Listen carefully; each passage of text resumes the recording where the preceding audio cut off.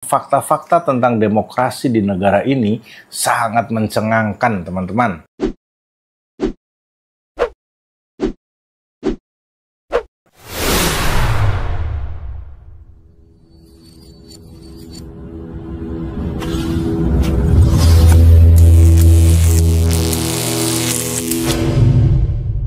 Halo teman-teman, selamat datang kembali di channel saya. Jika saya bertanya, apa yang terlintas di pikiran kalian saat mendengar kata pemilu? Mungkin sebagian akan membayangkan baliho yang menjulang tinggi, debat yang penuh intrik, atau bahkan rasa lelah yang menghinggapi penyelenggara pemilu setelah melalui semua hiruk-pikuk itu. Saya pun merasakan hal yang sama, dan hal itu membuat saya penasaran, apakah pemilu di negara lain juga sama seperti di Indonesia? Nah, karena penasaran itulah saya melakukan riset mendalam selama berhari-hari untuk membandingkan pemilu kita dengan pemilu di salah satu negara dengan indeks demokrasi tertinggi di dunia. Apalagi kalau bukan Selandia Baru. Loh, kok Selandia Baru? Kenapa bukan Norwegia? Bukannya indeks demokrasi tertinggi di dunia itu ditempati Norwegia, betul nggak? Oke teman-teman, saya memilih membahas Selandia Baru bukan tanpa alasan. Ada beberapa hal yang mencuri perhatian saya. Pertama, Selandia Baru itu menggunakan sistem pemilu yang berbeda dengan Indonesia, sehingga menjadi lebih kontras dan relevan untuk dibahas di channel ini. Yang kedua, Selandia Baru memiliki kisah sukses perubahan politik setelah referendum tahun 1993. Dan alasan ketiga adalah Perdana Menteri terpilihnya yang berlatar belakang seorang pebisnis. Jadi ayah dari Perdana Menteri Selandia Baru terpilih yang sekarang menjabat itu adalah salah satu sales eksekutif di Johnson & Johnson. Bahkan semasa sekolah menengah dan di tingkat universitas, si Perdana Menteri yang sekarang yang bernama Christopher Luxon bekerja paruh waktu di McDonald's sebagai porter. Selain itu, Luxon juga pernah bergabung dengan Unilever Kanada sebelum menjadi CEO di maskapai penerbangan nasional bernama Air New Zealand. Nah, itulah alasan kenapa saya lebih memilih New Zealand untuk kita bahas. Karena memang fakta-fakta tentang demokrasi di negara ini sangat mencengangkan, teman-teman. Saya juga menemukan perbedaan yang paling mencolok, bukan hanya pada sistemnya saja, tapi pada jiwa dari proses politik itu sendiri. Mari kita selami perbedaan-perbedaannya. Kenapa Selandia Baru dinobatkan sebagai contoh demokrasi? Sebelum kita membedah sistemnya, mari kita kenali dulu negara ini. Selandia Baru adalah sebuah negara kepulauan di Pasifik Barat Daya yang terkenal dengan keindahan alamnya yang menakjubkan. Namun, lebih dari sekedar pemandangan, negara dengan populasi sekitar 5 juta jiwa, ini adalah sebuah anomali politik yang luar biasa. Selandia Baru secara konsisten menempati peringkat teratas dalam berbagai indeks. Dan itu bukan kebetulan, teman-teman. Ini adalah hasil dari fondasi demokrasi yang sangat kuat. Selandia Baru secara rutin menduduki peringkat teratas dalam indeks persepsi korupsi. Hal ini menciptakan tingkat kepercayaan publik yang sangat tinggi pada lembaga-lembaga pemerintah. Negara ini memiliki sejarah panjang dalam memperjuangkan hak-hak sipil. Selandia Baru adalah negara pertama di dunia yang memberikan hak pilih kepada perempuan pada tahun 1893. Nah, ini menunjukkan komitmen mereka pada kebebasan, kesetaraan, dan keadilan. Meskipun memiliki banyak partai, sistem politik mereka sangat stabil. Transisi kekuasaan berjalan damai dan diprediksi minim drama atau intrik. Lalu bagaimana posisi kita? Berdasarkan laporan terbaru, Economic Intelligence Unit tahun 2023 tuh posisi Indonesia berada di peringkat ke-52 dari 167 negara.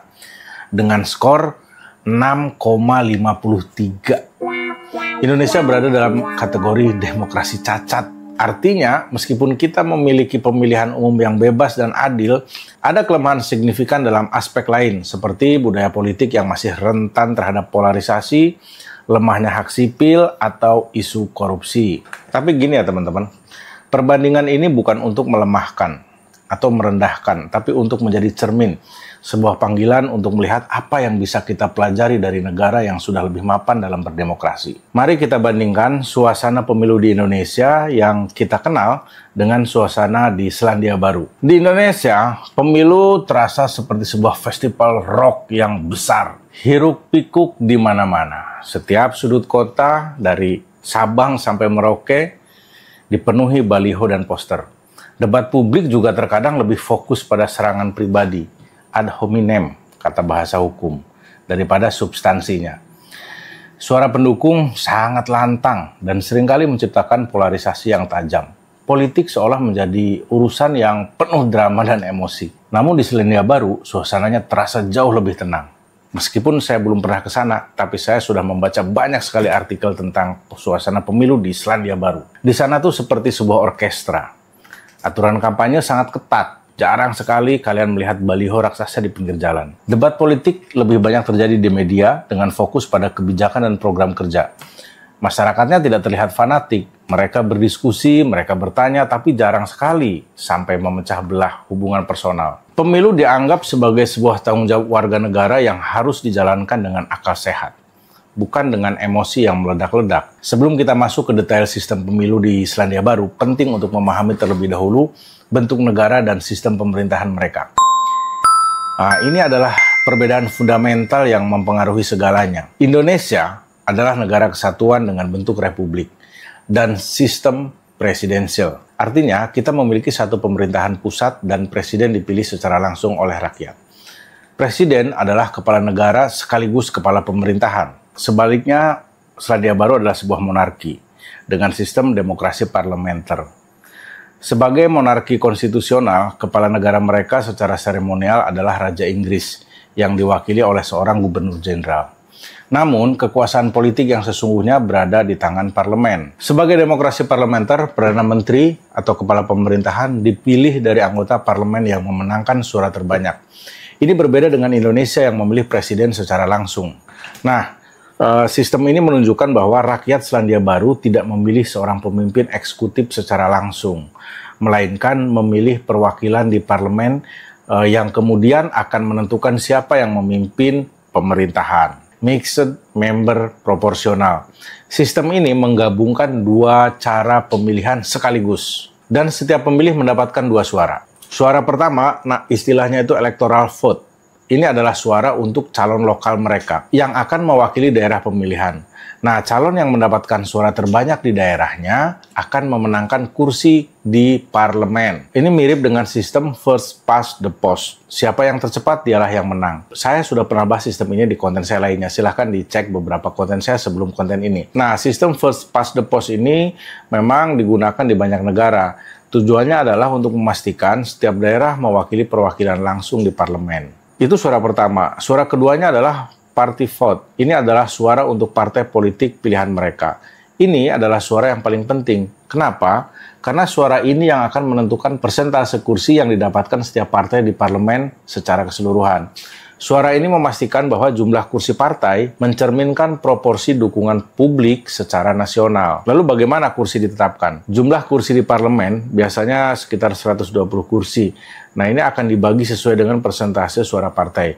Misalnya nih ya, jika partai A mendapatkan 40% dari suara partai, maka mereka berhak mendapatkan sekitar 48 kursi.